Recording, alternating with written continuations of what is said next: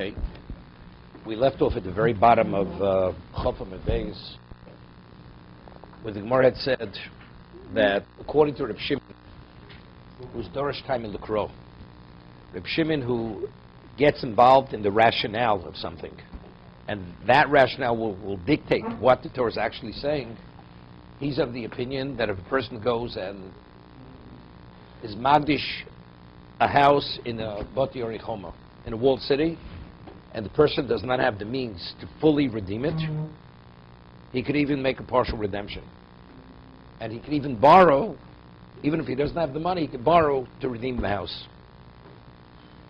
And it was based on the rationale, because we see the Torah allows the person where his ownership is going to be compromised to borrow or to do a partial redemption.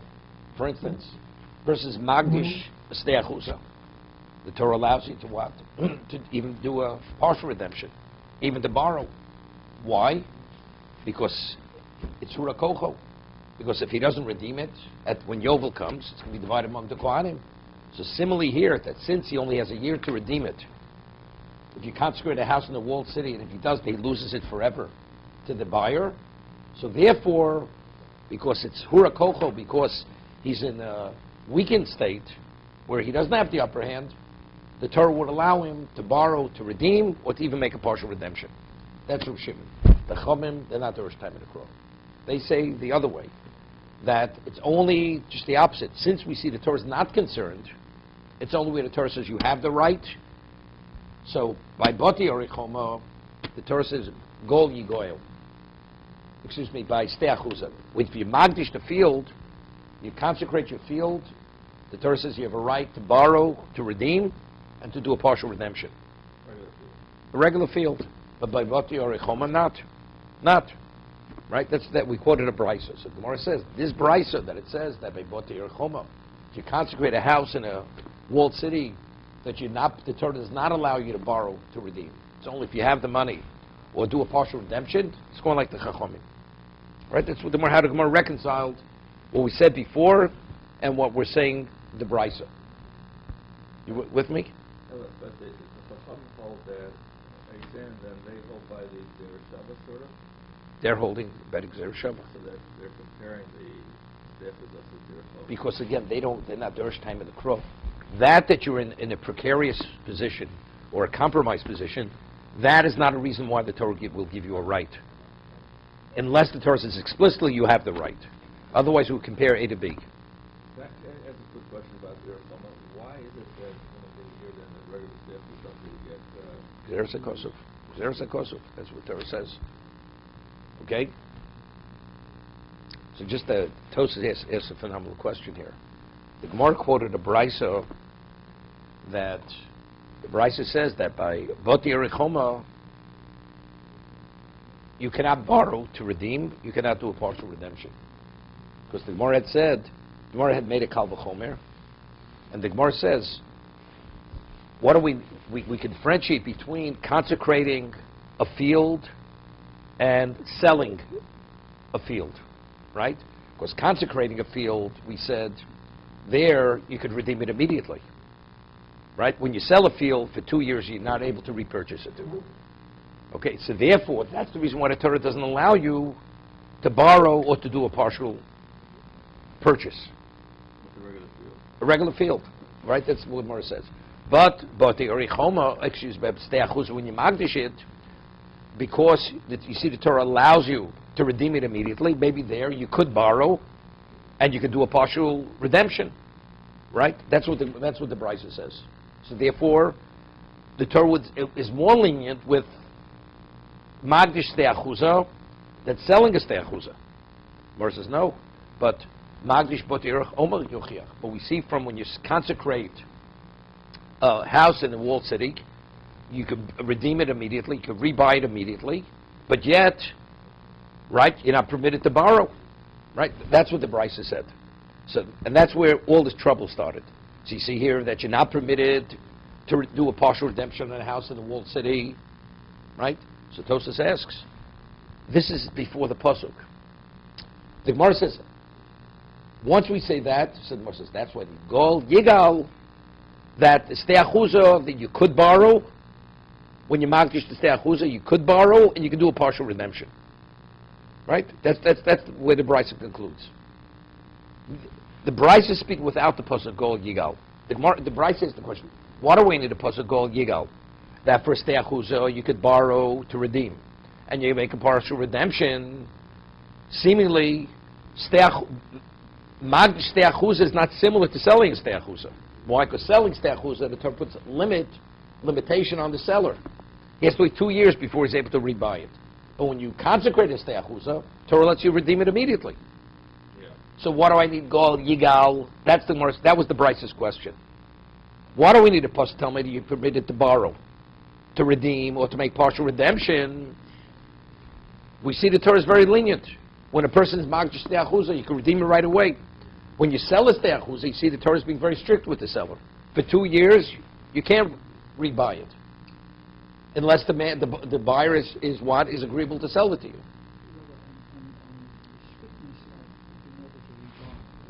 I was just thinking that maybe because the Torah understands that the buyer of the field is going to work the field, he's going to plow, he's going to sow, he's going to do all this stuff, and he's doing it in the expectation that the harvest will come, and he will. So the Torah doesn't want to cut him off in the middle. What about 2 years? 2 years? Well, yeah, so It's two harvests, not one harvest, 2 harvests. You allow the person to retain it for 2 harvests, the buyer. And first of all, we can see the most. Stei achuza doesn't mean, even though we're calling it a field, what about a house in an open city? A house in an open city is the equivalent of a field.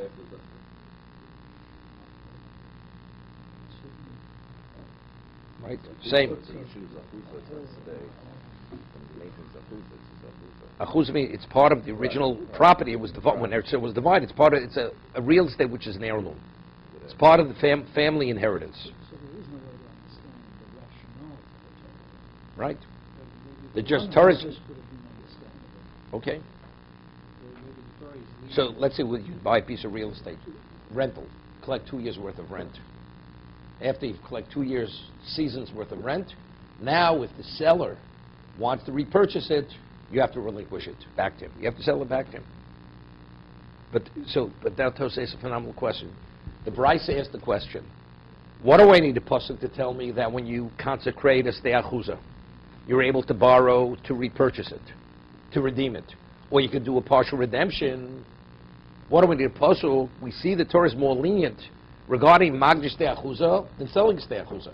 When you sell a stei achuza, the Torah says the seller has to wait 2 years before he rebuys it, if he chooses to rebuy it. But the consecrator, he can redeem it immediately. Wait 1 second. So the Gemara says no, because I find by Bati Orechoma, although he could repurchase it immediately within the year, the Torah doesn't allow him to borrow and does not allow him to do a partial purchase.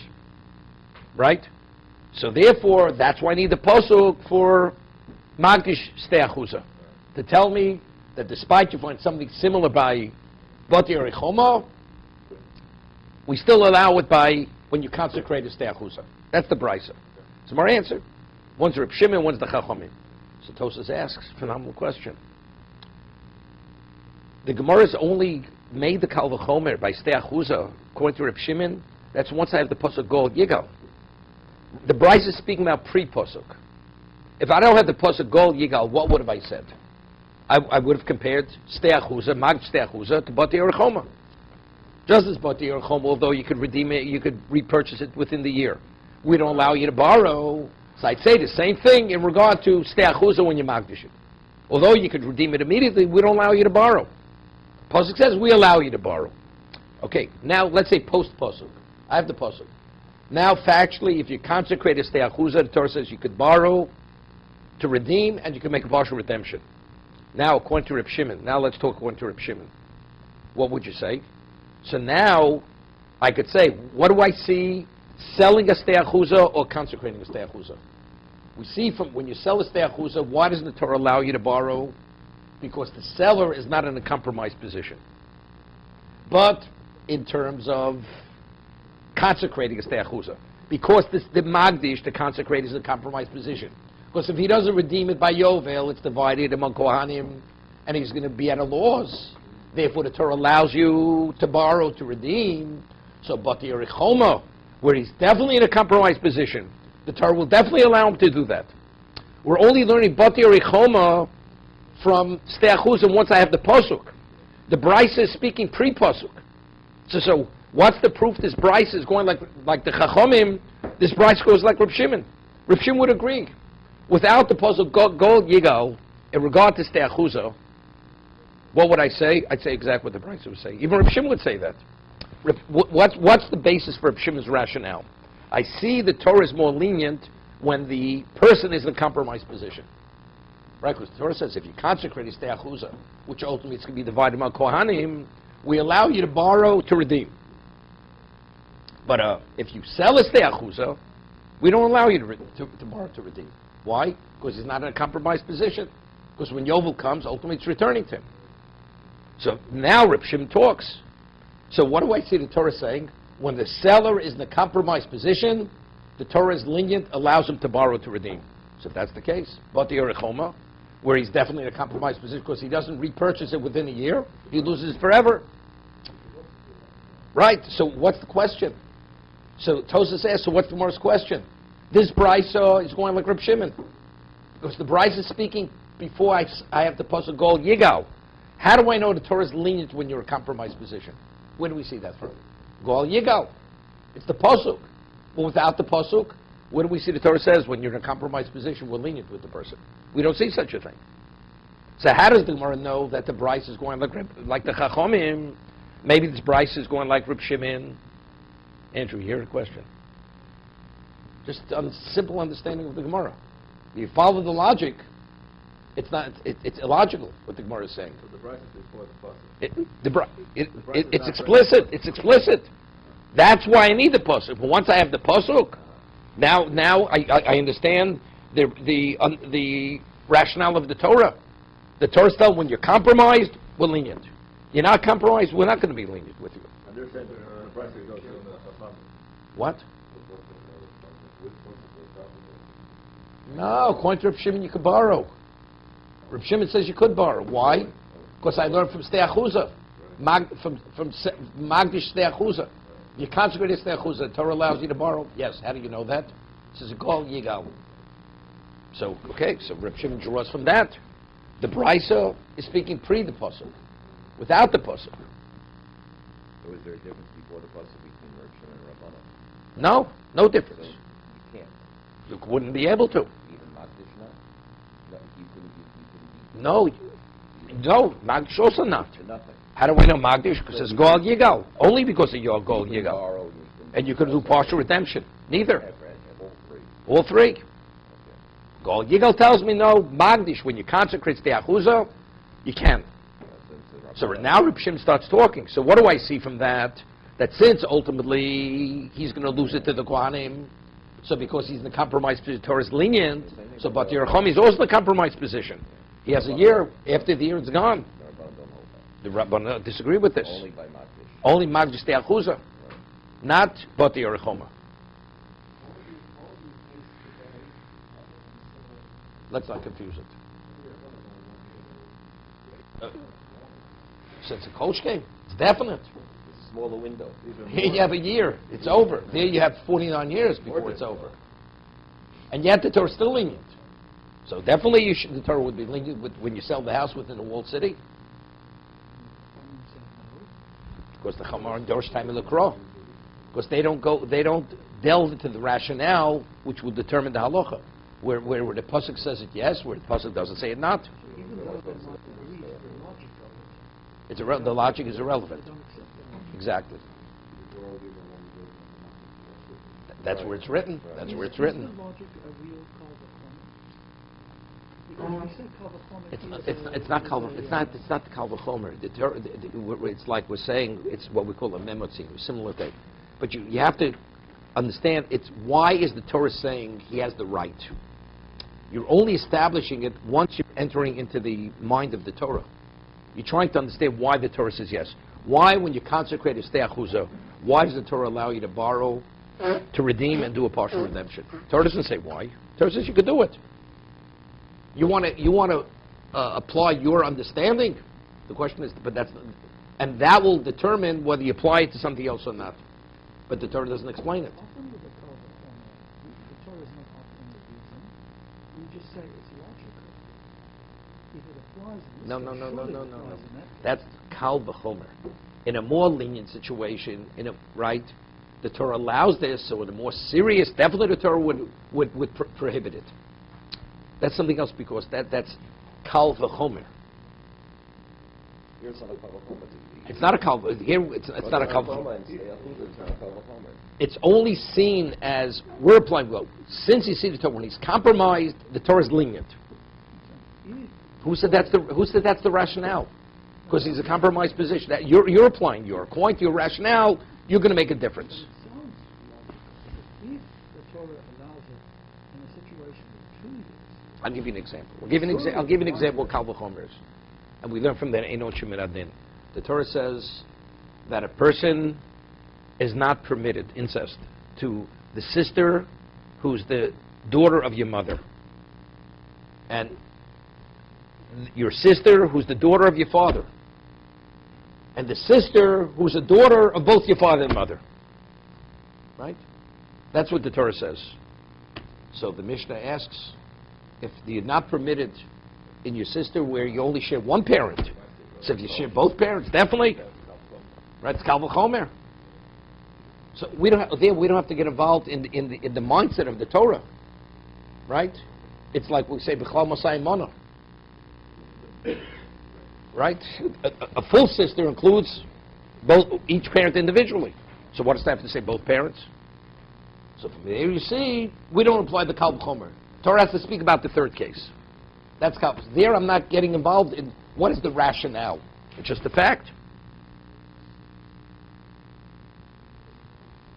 so it does sound like a kal v'chomer. Yeah, but the Torah says regarding punishment, we don't apply the principle of kal v'chomer. I'll give you another example. Another example. I'll give you another example. But it would be permitted. I would know that it was prohibited.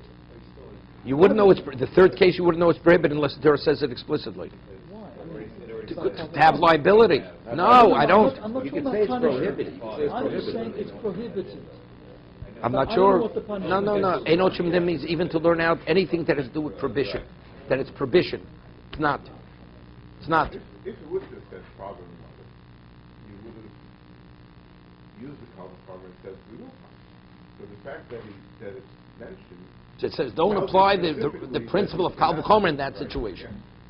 Well, like with a leper, if he's got one blemish, a small area of blemishes, I know that it's possible he cannot do certain things. Balmumah or Mitzorah? And it's all right. Mitzorah has to go out of the camp. Once he has it, there's He's certain contaminated, restrictions. correct. But now his whole body is contaminated, unlike it's the kal v'chomer. If a little piece From head to toe. from head to toe, if a He's little covered piece with that- leprosy head to toe, but yet he's tore. That is taught. So maybe that can be used as an example that logic doesn't always work. So then you'll ask on every kal v'chomer. So kal v'chomer we do apply unless Torah says otherwise. Right? The Gemara says, even though you have a kal v'chomer, we have a pasuk that says otherwise. Torah says don't follow logic. So there, good. So there, You're right. that's a good example that I would apply to kal v'chomer, but the Torah has to go out of its way to say no. This is an Exactly. exception to the rule. Correct? Which means Torah says you don't understand the rationale, and because you don't understand the rationale, that's why logic has no relevance here In this case. But normally it would be okay. Right? Well, over there, of course, if a small lesion contaminates you, so if you're covered, but again, it's within the same discussion. A lesion contaminates.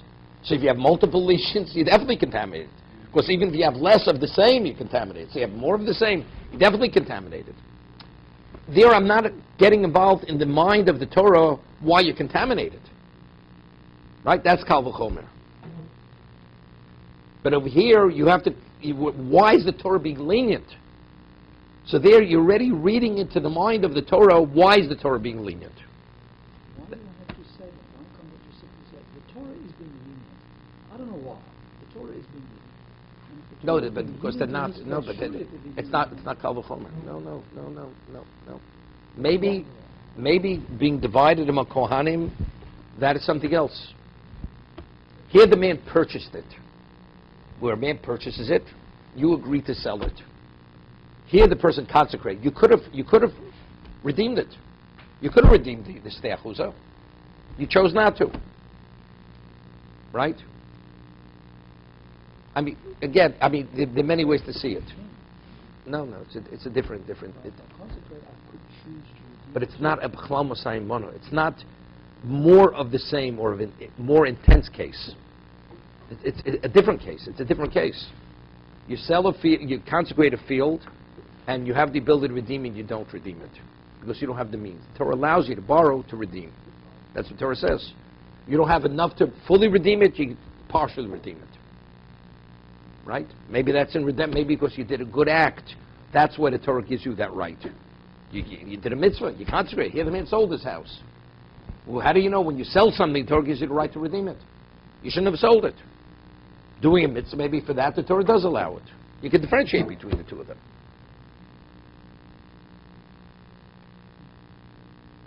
And the Torah, in several places, makes it clear that it wants nobody to interfere with the ancestral rights, because the original fields that were given, the real estate that was given to the slaves, right? You've got things like don't leave a marker and don't encroach on your fellow. No, that's not true. Not true. Not what you're saying now is not correct. Hold your Not true. I'll give you an example. I purchased a piece of property in Eretz Yisrael. So Yovel comes, it goes back to the original owner, the one who has the ancestral rights. If somebody moves over his borderline marker within the 49 years that I own it, he's in violation of moving over the boundary line. It's not my ancestral. I purchased it. It's only a temporary ownership. 49 years I own it. Come back to the Yovel, but Hashem wants it to go back. It will go back. Let's say a person sold me his ancestral property 50%. He's my neighbor. And he moves it over. Is he in violation? He knows exactly where it's at. Everything's coming back to him. He's in violation of moving over the boundary line. I understand, but even the concept of Yovel, where everything reverts back, Yeah. the Torah is demonstrating that there is an intention by Hashem that the original properties go back to the original family.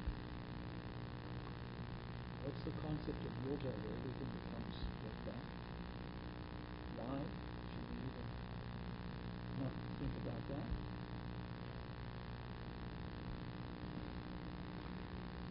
Because there is a way that you get... You know what the Torah says? Something else. Because it says when you sell a piece of property in Eretz Yisrael, you're not permitted to sell it forever. Why? Kili kol haaretz. Because God says, I'm the proprietor here. You people are all tenants. Therefore, the land I gave you, you could only sell it 49 years, not more than 49 years. You can't demonstrate that level of ownership rights. That's what the Torah says. So who said it's the emphasis ancestral rights? Maybe it's because you're demonstrating propriety rights, which supersedes God. God says you always have to remember who I am and who you are. That's what Torah says explicitly.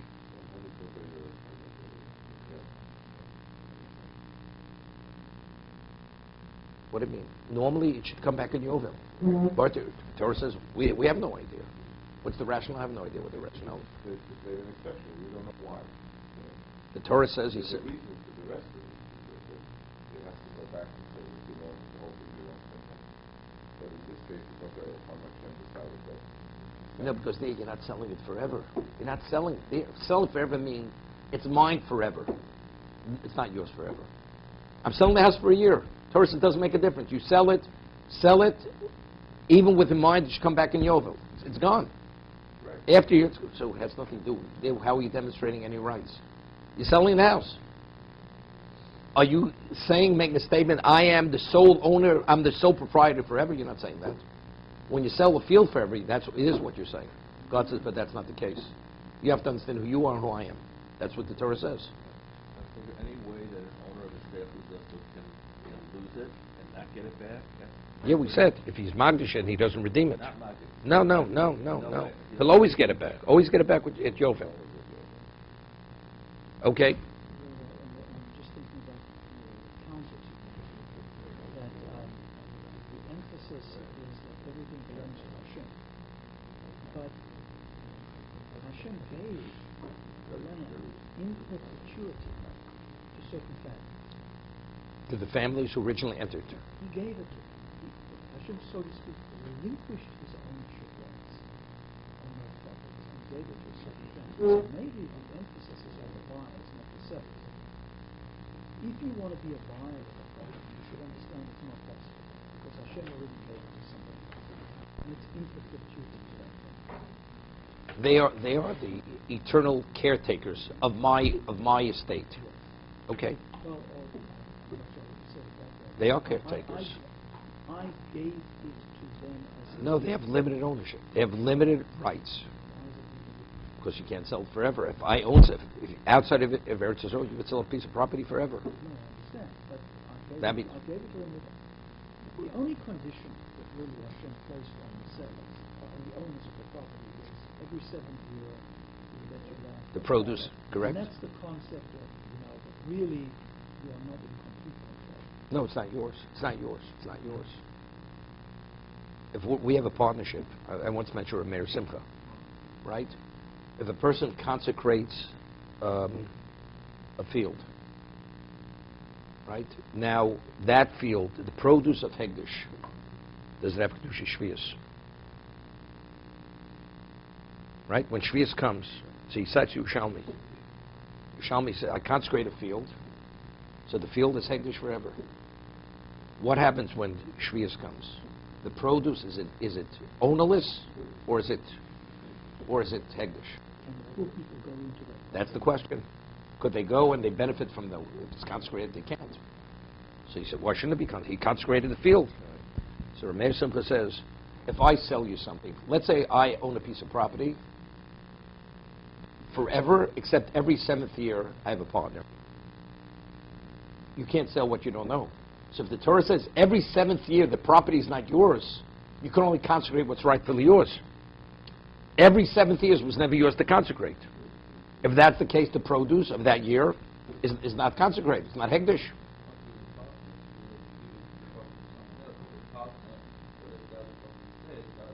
Originally, God never gave it to you. That it's yours. Because Hashem said originally, every 7th year has to be owners for the poor. Well, not for anybody who wants to take. So how could you consecrate something which was never yours? Is that what you actually say? The property is owners? Or that Hashem is overriding your ownership and saying, you own the property, but I am insisting that these other people have complete access. It's no longer trespass. The term the Gemara uses is hefker. It's ownerless. Ownerless. So in the 7th year, the property is ownless. No, not the property. The property for its produce. The property For its produce is ownerless.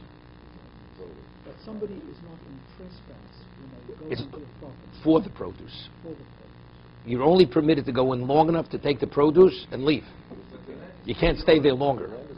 The land is his. So the Good. land is his. It's limited ownership, even during the 7th year. Because regarding when you own the year for the first 6 years, including the produce rights. But the land itself, nobody can say go away from your land. It's your land. It's What are you talking your about? It's I own. Look, you're a businessman, right? Because you're in diamonds. You're a businessman, okay? I own an apartment building. I sell the rights. A person could put washing machines in the building, right? But I own. I sell the right that he has that right to keep his. He owns that. Or vending machines, or whatever it is to put in this business, in his office building. That's his. He purchased that. I don't own that. But I own the building. Yeah, you own the building to a point. For that right is not your right. You don't own that any longer. You sold that right. So the Torah says the produce right of the 7th year is not yours. It's like the Gemara says, if a person sells a tree, I retain the tree, but the fruits of the tree I'm selling that right. That means in the tree, the Gemara says, I sell futures. You can't sell futures, right? But what about I sell you the right of the fruits in the tree? That's not futures. The right of produce of the tree, that means that's your interest in the tree. That's not considered makdov shel balolam. I'm not selling you futures there. I sold you a portion of the tree. That's what it sounds like. The question owns the land. Yeah, The fruit of the land is not. exactly. So the right in the land for its fruit, that you don't own. Okay, Condition of the original gift of the that was the gift. Correct. The answer goes to show. So Tosas goes and answers, he proves, because the Gemara could have said something else, but the main thing is the question. But the Gemara answers, Ho Rabbana, Ho Reb Shimon. Toni Chado, I learned it in one brayso, Love v'go v'go el chatzoin. One brayso says that regarding a person sells a house in the Bati Yerachoma, you could borrow to redeem, and redeem even partially, partial redemption. Tanya Yidoch, Ein Love v'go el chatzoin, that you cannot. So how do we reconcile both prices? Lokasha, Ho Rabbana, Ho Reb Shimon. As we said, according to the Chachomim, the Gzerza Kosov is only by when you consecrate a Stei Achuzo, but not when you sell a house in a walled city. Reb Shimon says, I draw one from the other. Omali Ravacha Brei the Rav of the Ravashi. So we said that based on the rationale, Reb Shimon, if the Torah allows you to borrow to redeem for Stei Achuza, Mag Stei Achuza, the same rationale would apply to Bati Yerachoma. What about if I find a fallacy in that logic, in the comparison? Omali Ravach Brei the Rav of the Ravashi Ikal Mifrach. Malamocha Bais Bati Yerachoma. Shkein Hura Kocha Ligoa Le'olam. Tomer b'Magdish Shiyofa Ligoa Le'olam. Now we're saying something else. The Gemara said, what do we need a pasuk for Stei Achuza? Right, the Brisa. What do we need a pasuk for Stei Achuza? That you're able to borrow to redeem. So Gemara said, they're not, because it's not comparable to selling a Stei Achuza. First, originally. Because selling a Stei Achuza is what? You have 2 years, you're limited. When you Magdish a Stei Achuza, you're able to redeem it immediately. So Gemara said, Bati Yerachom Yochiach. Right? But the question is, the Gemara had said what?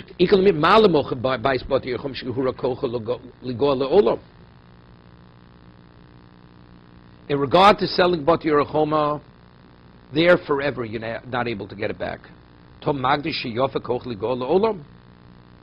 You're able to redeem it. They're not real. You understand?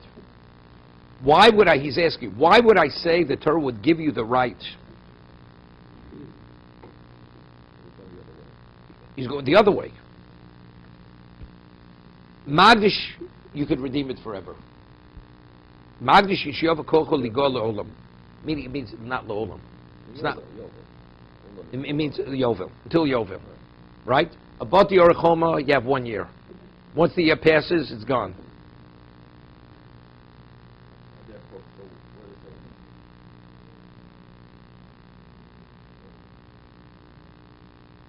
One second.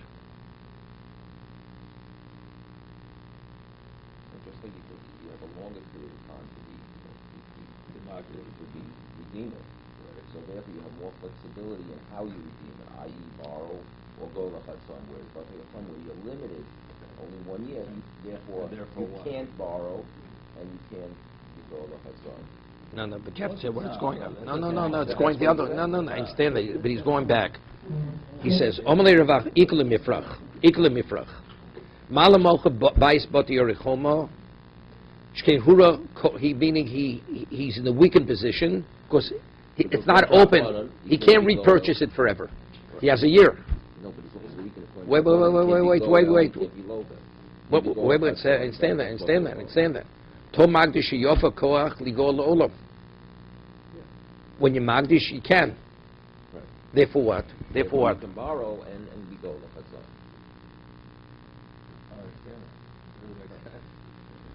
But that's what it is. If it's Yofet Koko, because it's Yofet Koko, you have more flexibility, and therefore you can borrow and you can be go l'chatzon. No, we're going according to the Chachomim are not Dorish time of the Kuro. They're not Dorish time of the Kuro, the Chachomim. Right? So if you're not Dorish time of the Kuro, you can differentiate between Bati Yerachoma. We see the Torah, right? By Bati Yerachoma, the Torah says you lose it. So, good. But by Magdish, the Torah gives you the right. So if the Torah gives you the right, maybe the Torah gives you the right also to borrow. More right You have more rights. More expansive. We're not talking. Here the Torah is not concerned about your ownership. Right. Because it says in a year, it's gone. So as the Torah is not concerned about your ownership, so you can't borrow. But over here, what the Torah says, you have an extended right forever, until Yovel, so the Torah therefore allows you to borrow. Therefore, you could draw from what? From Stei Achuza. Just as Stei Achuza. Magdish Stei Achuza. Right? They're giving you more opportunity to stay out We're talking about to buy it back. concentration in good cases. Are we talking about concentration? No. Bati Orechoma, no, selling Bati Orechoma. Selling. Selling a house, you have a year. After a year, it's gone. Right. Now, what about consecrated? We want to differentiate between the two of them. Yeah. Therefore, And they're making it easier to sell a market. right, because the Kedusha of the Kedusha has a wider expanse. You have So more you have more latitude. time. The Torah's giving you This more is time. strictly Rabban. This is not Right. Rav. So who's the Gemara asking this question on? What's the question on who? This According to Rabbanan, you can only redeem, you can't redeem a Bati Orechoma. Correct? Maybe it's exactly for this reason. For this reason. Who's the Gemara? What? No, before we said what? Before we said the right. That was One without gold Rabbanan- yigal. Wait, but that's without gold yigal. Without the pasuk, we said Bati Orechoma Magdish Dechuzi. You cannot redeem. Right. You can't redeem anything. So the Gemara originally asked, what do I need a pasuk that you can? Right? Why do you need a pasuk that you can? Seemingly, you can differentiate between this and selling a field. Right? Selling a field, you have to have the full money, the full amount. Why? You have to have the full amount. So here also you have the full amount. It says no. We're saying by Magdish, we see the Torah says you have open rights. Right? We have 1 minute, David. Right? Take 2 seconds. The Gemara originally wanted to say that I shouldn't need a pasuk of gold yigal, that you should be able to redeem a field that you magdish, a regular Stei Achuza. Because you can differentiate between that case and the case of selling a Stei Achuza. When you sell a Stei Achuza, you have to have the full money. We don't allow you to borrow. Right? You have to have the full amount of money. But over here, by Bati Orechoma, by Stei, when you magdish, Torah allows you to redeem it. So you see the Torah is more lenient with Stei Achuza, with magdish Stei Achuza than selling a Stei Achuza. So what do I need a pasuk? Yigal Smar says, no, Bati Orechoma Yochiach. Although you could redeem it, we see the Torah says you can't borrow. So so that Gemara is asking now, but they're not comparable. There, the Torah says you could redeem it, but you could only purchase it. You only have a year. But here, the Torah is much more lenient. You have till Yovel.